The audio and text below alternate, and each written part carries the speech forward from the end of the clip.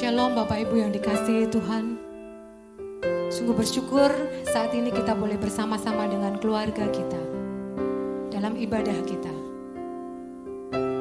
Mari kita saat ini menyiapkan hati kita untuk datang kepada Tuhan. Kita siapkan dengan kesungguhan hati kita. Yehezkiel pasal yang ke-36 ayat yang ke-26 dan 27 dikatakan di situ, kamu akan kuberikan hati yang baru dan roh yang baru di dalam batinmu. Dan aku akan menjauhkan dari tubuhmu hati yang keras dan kuberikan kepadamu hati yang taat. Rohku akan kuberikan diam di dalam batinmu dan aku akan membuat kamu hidup menurut segala ketetapanku dan tetap berpegang pada peraturan-peraturanku dan melakukan. Mari kita mengundang Roh Kudus saat ini untuk ada di dalam hati kita. Kita siapkan hati kita dengan sungguh-sungguh. Pujian kita bersama, Rohmu yang hidup. Rohmu yang hidup penuhiku, mengalir dalamku.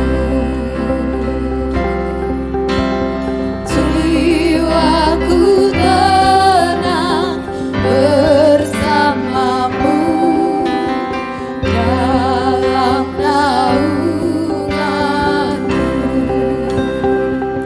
Ku buka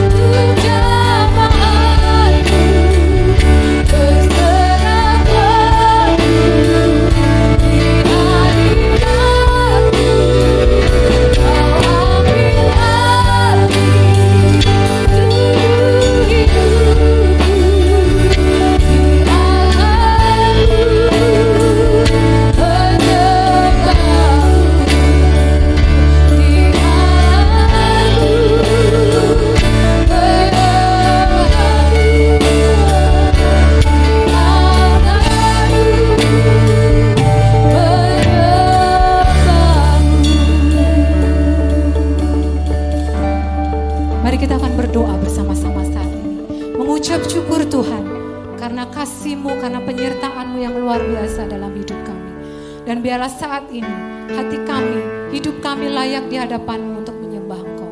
Pimpin kami dalam ibadah kami saat ini. Terima kasih Tuhan Yesus, di dalam nama-Mu yang kudus kami berdoa. Haleluya. Amin.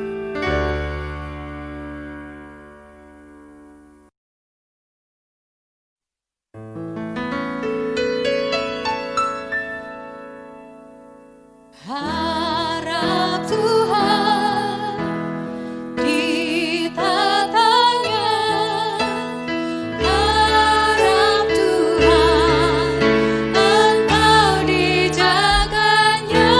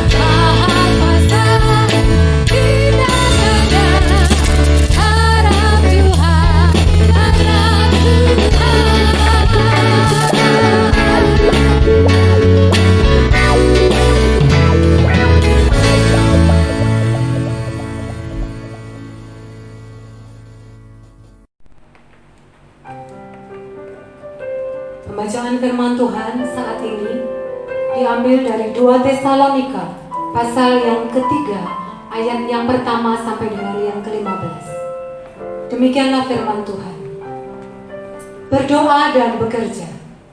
Selanjutnya saudara-saudara, berdoalah untuk kami supaya firman Tuhan beroleh kemajuan dan dimuliakan, sama seperti yang telah terjadi di antara kamu, dan supaya kami terlepas dari para pengacau dan orang-orang jahat, sebab bukan semua orang beroleh iman, tetapi Tuhan adalah setia. Ia akan menguatkan hatimu dan memelihara kamu terhadap yang jahat. Dan kami percaya dalam Tuhan bahwa apa yang kami pesankan kepadamu, kamu lakukan dan akan kamu lakukan.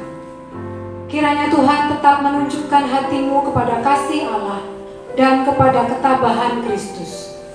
Tetapi kami berpesan kepadamu, saudara-saudara, dalam nama Tuhan Yesus Kristus, supaya kamu menjauhkan diri dari setiap saudara yang tidak melakukan pekerjaannya dan yang tidak menurut ajaran yang telah kamu terima dari kami. Sebab kamu sendiri tahu bagaimana kamu harus mengikuti teladan kami, karena kami tidak lalai bekerja di antara kamu dan tidak makan roti orang dengan percuma, tetapi kami berusaha dan berjerih payah siang malam, supaya jangan menjadi beban bagi siapapun di antara kamu. Bukan karena kami tidak berhak untuk itu, melainkan karena kami mau menjadikan diri kami teladan bagi kamu, supaya kamu ikuti. Sebab jika waktu kami berada di antara kamu, kami memberi peringatan ini kepada kamu. Jika seorang tidak mau bekerja, janganlah ia makan. Kami katakan ini karena kami dengar bahwa ada orang yang tidak tertib hidupnya dan tidak bekerja, melainkan sibuk dengan hal-hal yang tidak berguna. Orang-orang yang demikian kami peringati dan nasihati dalam Tuhan Yesus Kristus, supaya mereka tetap tenang melakukan pekerjaannya, dan dengan demikian makan makanannya sendiri. Dan kamu saudara-saudara, janganlah jemu-jemu berbuat apa yang baik. Jika ada orang yang tidak mau mendengarkan apa yang kami katakan dalam surat ini, tandailah dia dan jangan bergaul dengan dia, supaya ia menjadi malu. Tetapi janganlah anggap dia sebagai musuh, tetapi tegurlah dia sebagai seorang saudara.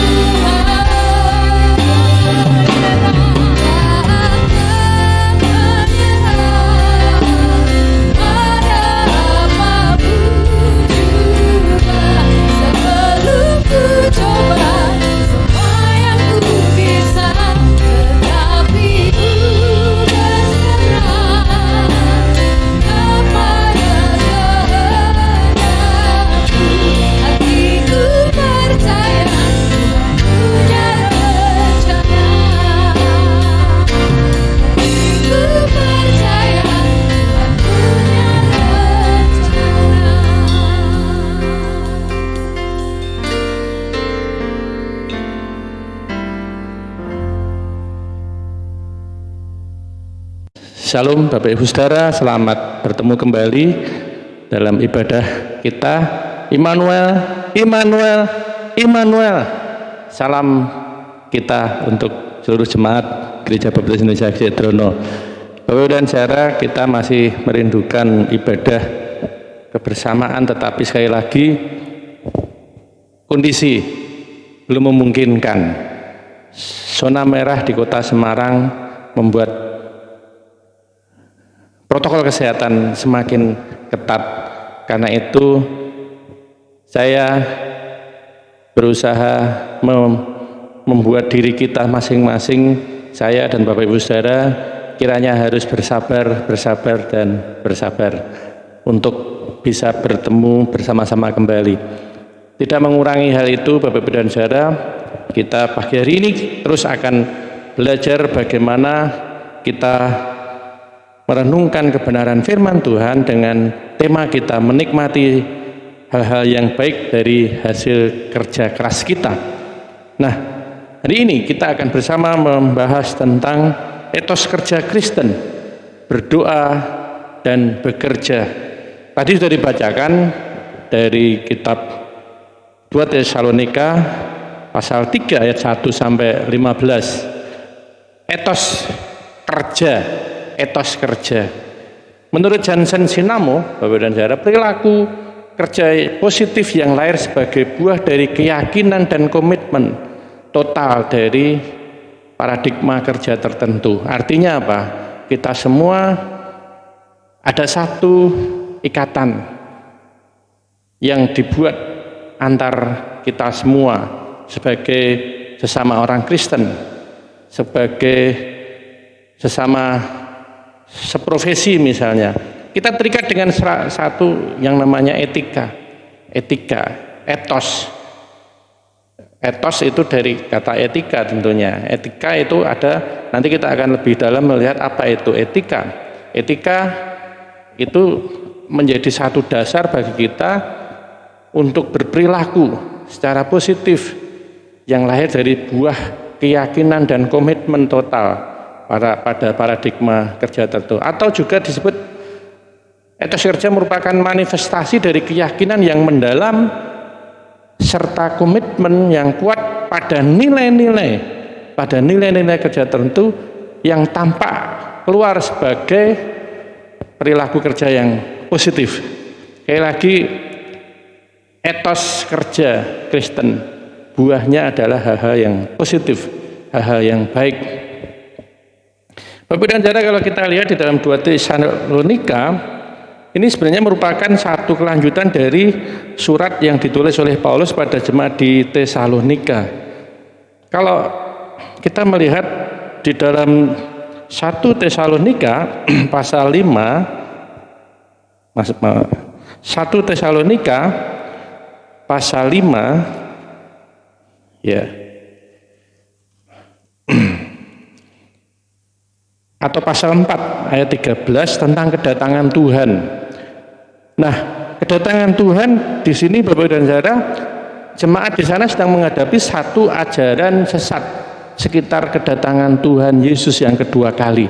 Nah, ajaran sesat itu memberitahukan bahwa kedatangan Yesus itu ada di depan mata.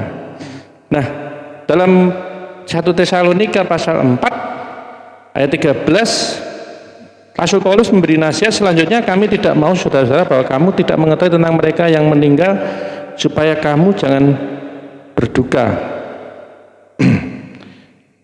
dan sebagainya. Kemudian yang di sini dikatakan bahwa ayat 16, sebab bahwa waktu tanda diberi, yaitu waktu penghulu malaikat berseru sangkakala berbunyi, maka Tuhan sendiri akan turun dari surga dan mereka yang mati dalam Kristus akan lebih dulu bangkit. Sesudah itu kita yang hidup masih tinggal akan diangkat bersama-sama dengan mereka dalam awan menyongsong Tuhan di angkasa. Demikianlah kita akan selama-lamanya bersama-sama dengan Tuhan. Karena itu hiburkanlah seorang akan yang lain dengan perkataan-perkataan inilah. Bapak dan Saudara, ayat ini menjelaskan bagaimana Yesus akan datang, dan juga dikatakan ayat 17 bahwa kita yang masih hidup yang tinggal akan diangkat bersama-sama. Jadi mereka membayangkan bahwa ajaran ini menekankan Yesus segera datang. Bahkan ketika mereka masih hidup. Karena itu ngapain susah-susah? Di rumah saja, tidak usah melakukan pekerjaan. Dan juga diam di rumah dalam artian menantikan Tuhan mengangkat pada hari H. Nah, itu yang membuat mereka semua akhirnya bermalas-malasan dan sebagainya. Nah, karena itu Bapak dan Saudara, kita lihat dalam penjelasan Paulus minta bahwa mereka tidak diam, tetapi mereka harus bekerja. Mereka harus bekerja. Nah, kita lihat dalam konteks ini, Alkitab menyatakan kedatangan Tuhan Yesus tidak diketahui seorang pun kapan persisnya, detik, menit, jam, hari, tanggal, bulan, dan bahkan tahun. Nah, kalau sudah ada ajaran yang tahu persis kapan Tuhan Yesus datang, ajaran itu jelas sesat. Nah, karena itu Bapak dan Saudara, dengan ajaran yang melumpuhkan sebagian aktivitas jemaat dan mereka tidak mau bekerja dan mereka hanya diam di rumah dari hari ke hari, diam saja dan tidak mau peduli. Nah, Paulus memberikan pemahaman bahwa hidup itu harus bekerja, fokus bekerja, dan itu harus menjadi satu etos kerja Kristen bagi kita semua. Karena itu paling tidak pada salah kita melihat ada dua hal yang mencakup substansi pekerjaan, yaitu secara teologis dan juga secara etis. Ada beberapa orang yang berprinsip bahwa pekerjaan itu hanya terkait dengan urusan dapur agar tetap mengebul. Ada juga yang berpikir ada pekerjaan adalah sesuatu yang kita butuhkan untuk memuaskan hasrat kita, memuaskan konsumerisme kita, memuaskan hobi kita. Pekerjaan tidak hanya melulu berhubungan dengan hal tersebut. Dalam Kejadian pasal 1 ayat 2 Bapak dan Saudara dijelaskan bahwa segala sesuatu kebutuhan hidup itu sebenarnya sudah disediakan oleh Allah. Sudah disediakan oleh Allah. Tetapi toh manusia tetap harus bekerja. Allah memerintahkan kita tetap harus bekerja. Ya, itulah Bapak dan Saudara, kerja adalah bagian dari memenuhi kebutuhan hidup. Nah, kita lihat Tuhan menekankan bahwa manusia akan bekerja, apalagi setelah jatuh di dalam dosa, harus bekerja keras mencari makanan. Nah, kerja untuk menunjang kelangsungan hidup, bukan hanya sekedar makan, tetapi hidup yang berkualitas. Nah, kita lihat substansi teologisnya sekali lagi, yang utama adalah pekerjaan adalah merupakan citra Tuhan yang memang faktanya Tuhan itu terus bekerja. Citra Tuhan yang adalah seorang pekerja yang luar biasa. Tuhan yang terus bekerja. Itu. Kemudian yang kedua, Allah Tritunggal bekerja, menciptakan alam semesta, memberikan nafas hidup bagi manusia dan seterusnya. Allah Tritunggal itu bekerja. Bapak dan Saudara, Tuhan bekerja memelihara kita. Allah Bapa bekerja memelihara kita untuk kita tetap ada di dalam kehidupan yang damai, sejahtera, dan aman. Kita bayangkan seandainya Allah tidak bekerja, maka dunia ini akan kacau. Tuhan Yesus dalam Injil Yohanes berkata, Bapakku bekerja sampai sekarang, karena itu aku pun bekerja. Tuhan Yesus bekerja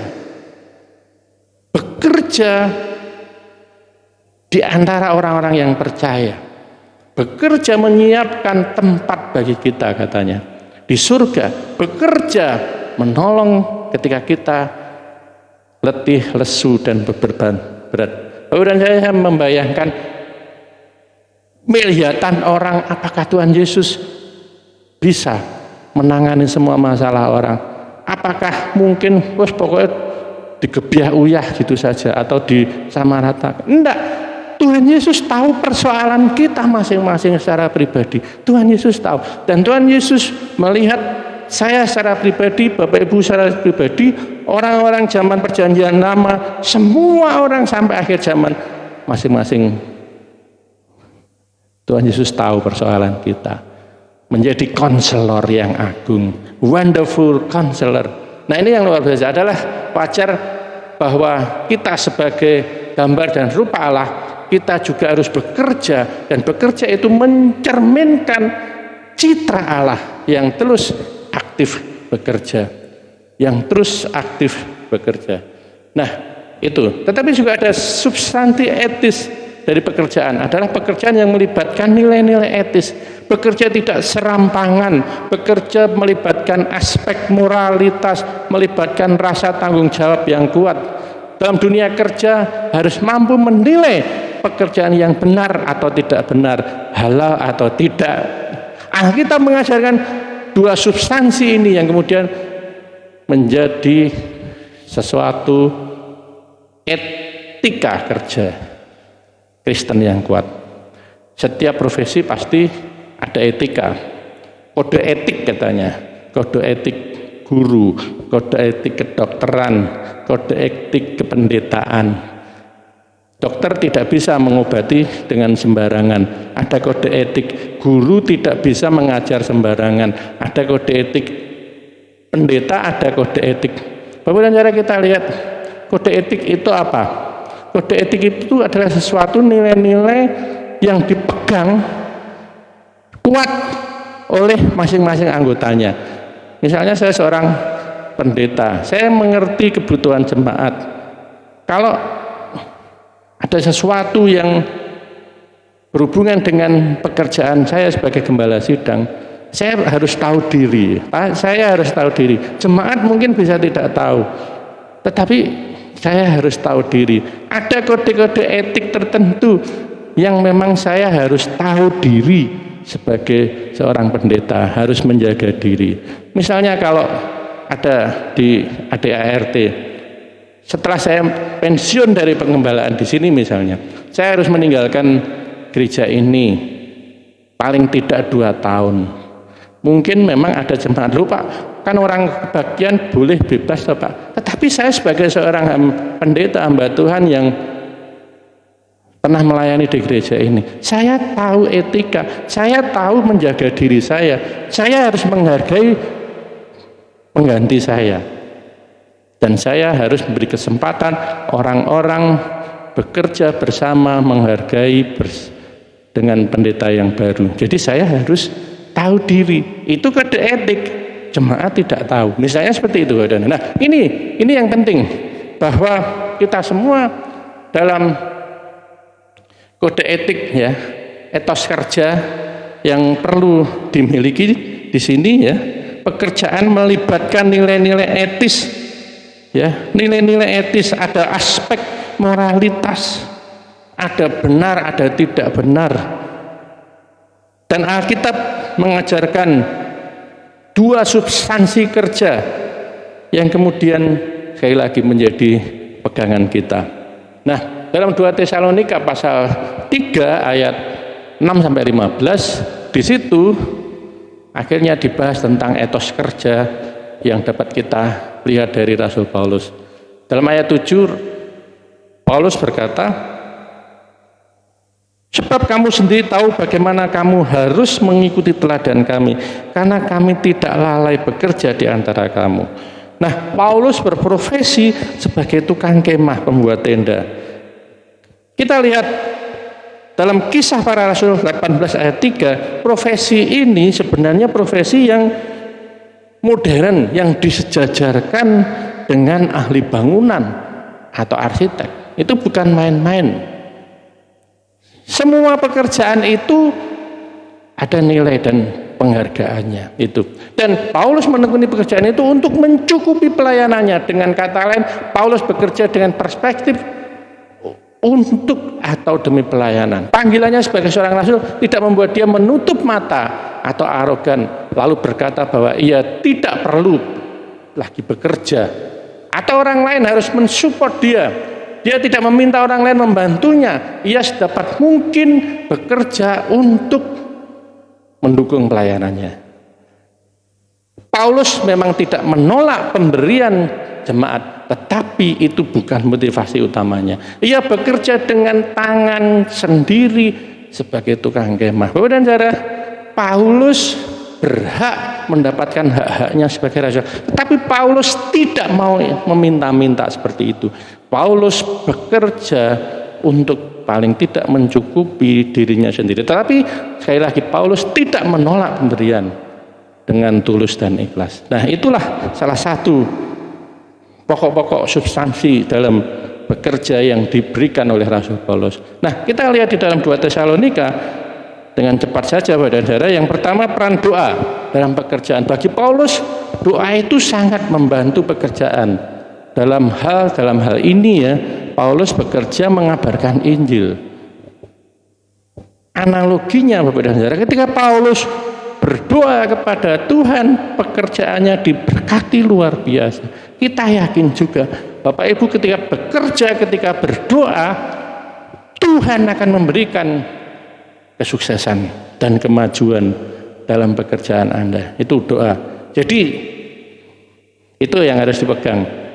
Ora et labora, bekerja dan berdoa, bekerja dan beribadah dan sebagainya. Doa membebaskan mereka dari para pengacau. Kalau kita lihat di dalam ayat 2 dalam 2 Tesalonika pasal 3, banyak orang yang mencoba menghancurkan kehidupan Paulus, kehidupan orang-orang Kristen, kehidupan hamba Tuhan. Tetapi doa membebaskan mereka dari para pengacau. Doa membebaskan kita dari orang-orang yang membenci kita, yang tidak suka dengan kita.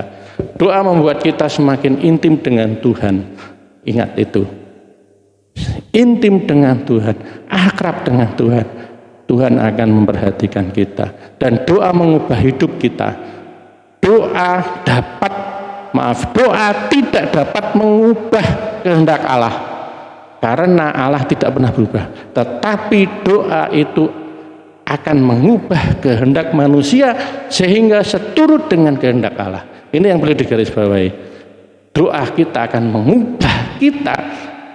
Kehendak Allah tidak berubah, tetapi kita yang berubah mengikuti kehendak Allah. Nah, itu yang penting. Nah, yang kedua, Bapak dan Saudara, etika dan citra kerja Kristen.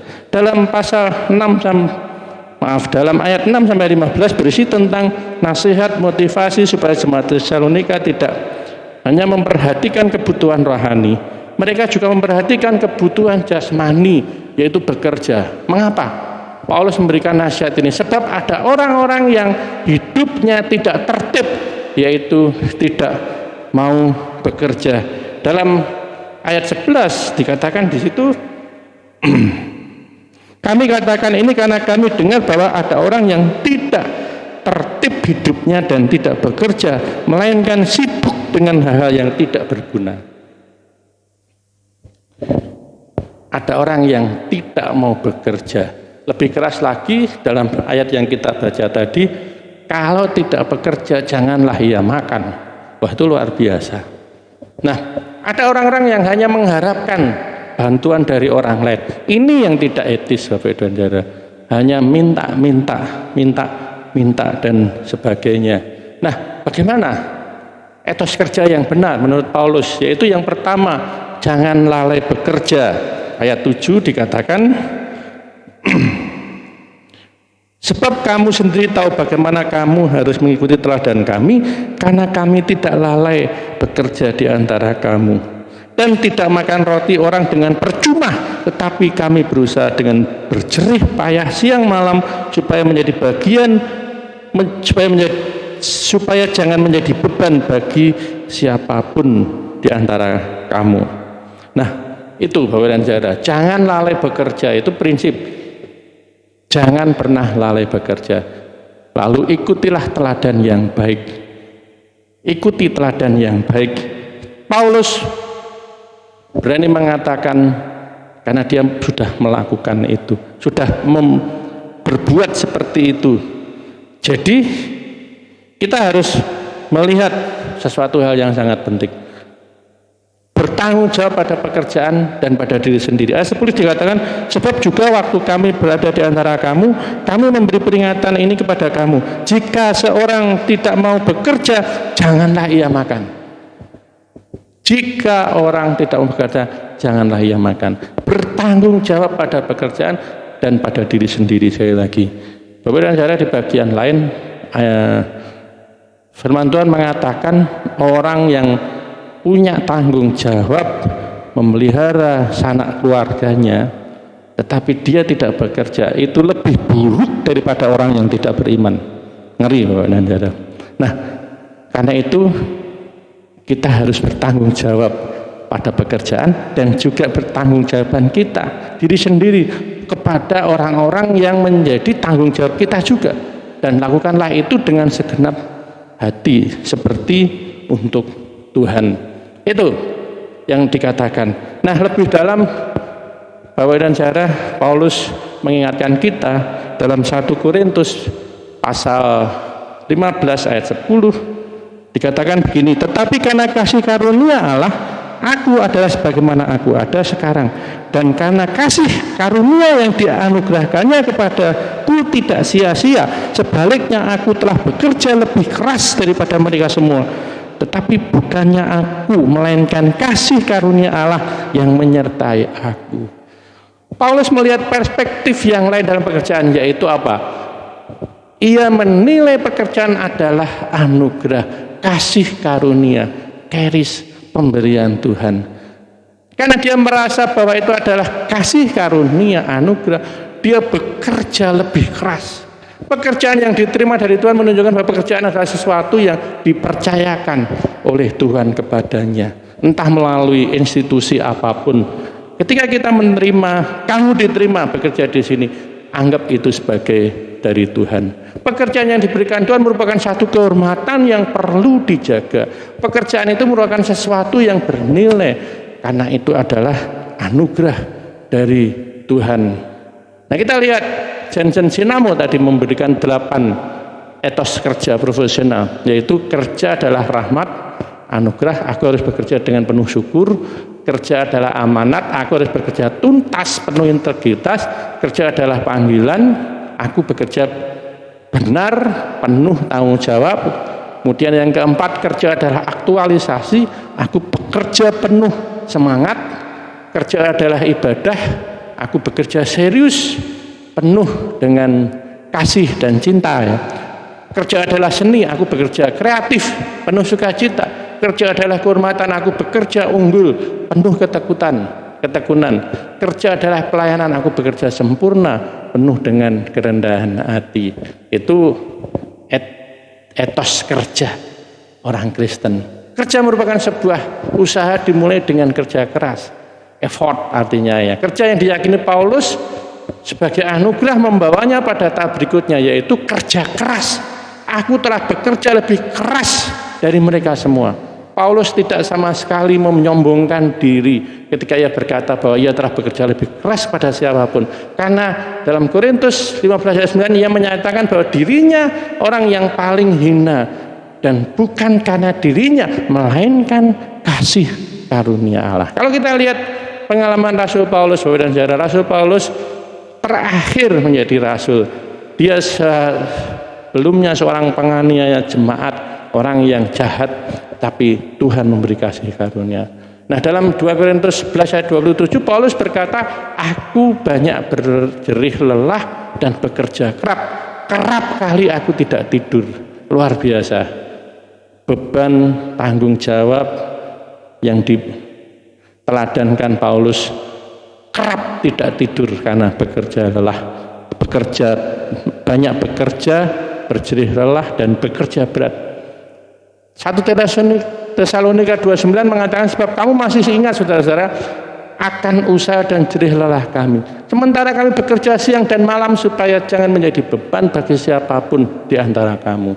Sekali lagi teladan Paulus menjadi cerminan bagaimana Paulus memikirkan diri sendiri, bertanggung jawab diri sendiri, tidak bergantung pada orang lain. Ia bekerja keras, dalam bahasa Yunani periso, teron, dan sebagainya. Artinya apa? Artinya aku telah bekerja melampaui batas, berlebihan, lebih dari siapapun. Itu usaha yang luar biasa. Dan yang berikutnya kerja tuntas. Dalam Tesalonika 3:6-15, Paulus begitu prihatin sebagian jemaat yang meninggalkan pekerjaannya. Pekerjaan yang mestinya dituntaskan malah dibiarkan menggantung, tidak selesai. Itu sangat disayangkan. Banyak orang lari dari tanggung jawab, banyak orang tidak bertanggung jawab dengan pekerjaannya. Nah, ayat 11 Paulus katakan, kami katakan ini karena kami dengar bahwa ada orang yang tidak tertib hidupnya dan tidak bekerja, melainkan sibuk dengan hal yang tidak berguna. Mereka tidak lagi concern pada pekerjaan mereka. Mereka mondar-mandir, bolak-balik, tidak mengerjakan yang seharusnya, tidak fokus dan tidak selesai. Ini spirit yang tidak bagus, yang tidak boleh dicontoh. Menyikapi hal tersebut, Paulus katakan, orang-orang yang demikian kami peringati dan nasihati dalam Tuhan Yesus Kristus supaya mereka tetap tenang melakukan pekerjaannya. Ayat 12, kita semua harus tenang, tetap bekerja keras. Kita bekerja demi untuk kemuliaan nama Tuhan. Siapakah yang menjadi teladan kita yang pas untuk etos kerja hingga tuntas? Yang menjadi teladan kita yaitu Tuhan Yesus Kristus yang menuntaskan pekerjaannya, ditugaskan oleh Bapaknya. Ia berkata, sudah selesai.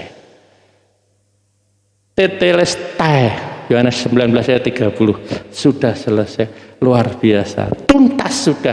Ia menyelesaikan tugas yang maha berat itu dengan baik hingga tuntas. Inilah yang menginspirasi Paulus. Ia pun bekerja tidak tanggung-tanggung hingga tuntas. Bagaimana dengan kita?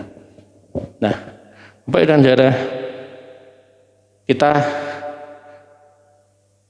akhirnya pada kesimpulan, berdoa dan bekerja, ora et labora. Konteksnya mereka mencoba memisahkan antara hal yang jasmani dan rohani. Bapak Ibu dan Saudara, Paulus memberitahu bekerja dan beribadah itu adalah satu kesatuan yang tidak bisa ditinggalkan.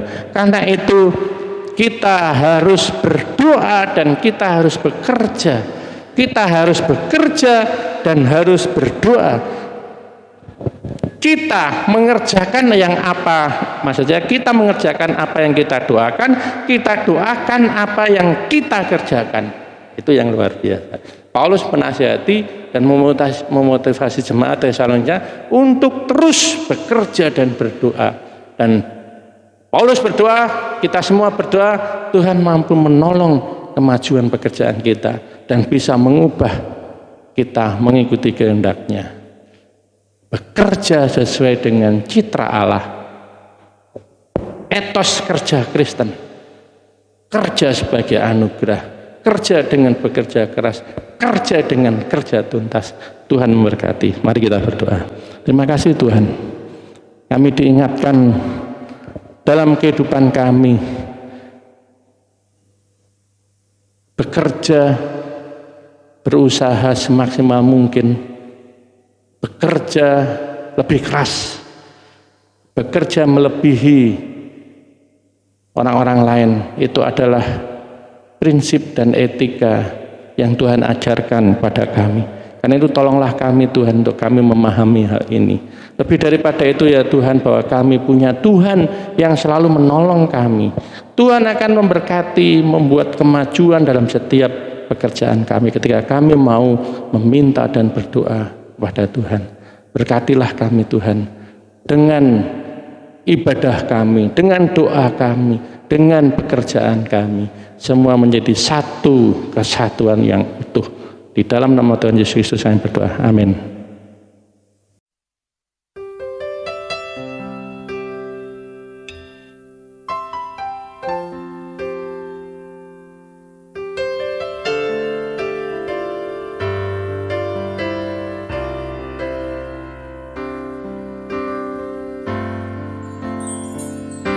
Selidiki aku, lihat hatiku, apakah ku sungguh mengasihimu, Yesus, Kau yang Maha Tahu dan menilai hidupku, tak ada yang tersembunyi bagimu. Selidiki aku, lihat hatiku, apakah ku sungguh mengasihimu, Yesus, Kau yang Maha Tahu dan menilai hidupku, tak ada yang tersembunyi bagimu. Aku lihat kebaikan-Mu yang tak pernah habis di hidupku. Ku berjuang sampai akhirnya Kau dapati aku tetap setia.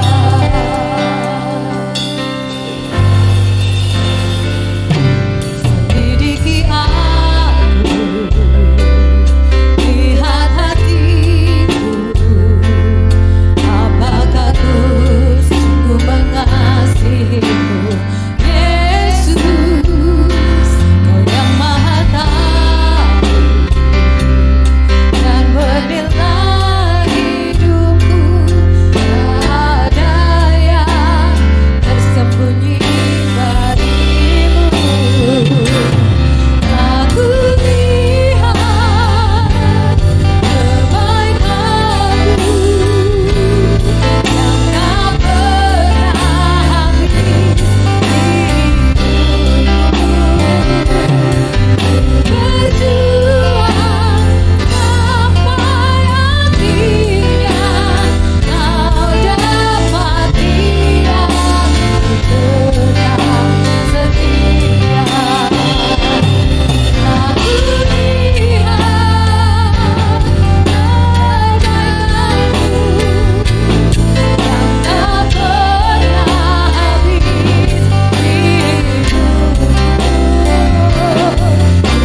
Berjuang sampai akhirnya Kau dapati aku tetap setia.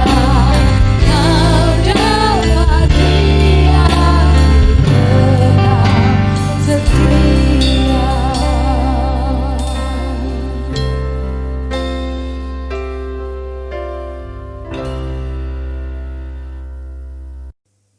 Bapak, Ibu, dan Saudara, pada saatnya kita akan mengakhiri ibadah kita dengan menaikkan doa syafaat dan doa berkat bagi kita semua. Mari kita akan berdoa. Tuhan, kami bersyukur pada kesempatan saat beribadah seperti sekarang ini. Kami terus bersatu hati, seluruh jemaat Tuhan. Kami bersama-sama sepakat dalam nama Yesus. Kami memohon kepadamu, kiranya Tuhan memberkati setiap anak-anak Tuhan di dalam pekerjaan kami, di dalam usaha keras kami. Biarlah kami terus akan mengikuti prinsip-prinsip dan etika-etika seperti yang dikehendaki Tuhan, bahwa nilai-nilai yang luhur, kebaikan, kebenaran, kejujuran, kerja keras, kerja tuntas, biarlah itu semua ya Tuhan kami akan lakukan sebagai pedoman dalam kehidupan kami dalam bekerja. Terlebih daripada itu ya Tuhan, kami percaya Tuhan akan memberkati kami ketika kami berdoa dan kami bekerja di dalam nama Tuhan Yesus Kristus. Pada saat ini Tuhan, kami juga berdoa untuk seluruh jemaat Gereja Baptis Indonesia Gesikdono khususnya yang saat ini sedang menghadapi situasi yang tidak baik dengan kondisi corona saat ini. Karena itu kami mohon Tuhan, kiranya kami semua sadar akan menjaga kesehatan kami. Kami akan terus disiplin dalam mengikuti protokol kesehatan yang diberikan oleh pemerintah maupun petugas-petugas yang terus menjaga kami, para pemimpin bangsa kami. Tuhan, ajarlah kami untuk kami taat dan patuh. Terlebih daripada itu Tuhan, kami juga lebih mengandalkan Tuhan untuk minta pertolongan Tuhan dalam kehidupan kami sehari-hari, sehingga kami terbebas dari segala macam bencana dan bahaya. Berkatilah kami Tuhan. Saat ini kami juga berdoa situasi kota Semarang yang semakin banyak orang terkena virus corona ini. Tuhan, berkatilah kami semua mau bekerja sama untuk saling menjaga baik diri sendiri maupun dengan orang lain. Biarlah Tuhan menolong kami menjauhkan dari penyakit ini. Berkatilah kota Semarang, berkatilah Indonesia, berkatilah dunia ini. Kami mohon Tuhan, biarlah semua virus yang ada di dunia ini kami bisa menemukan obat dan penangkalnya. Tuhan memberkati, pada masa yang akan datang kami dipulihkan kembali. Kami berdoa untuk jemaat yang sakit, Ibu Ngajio yang sakit di rumah sakit.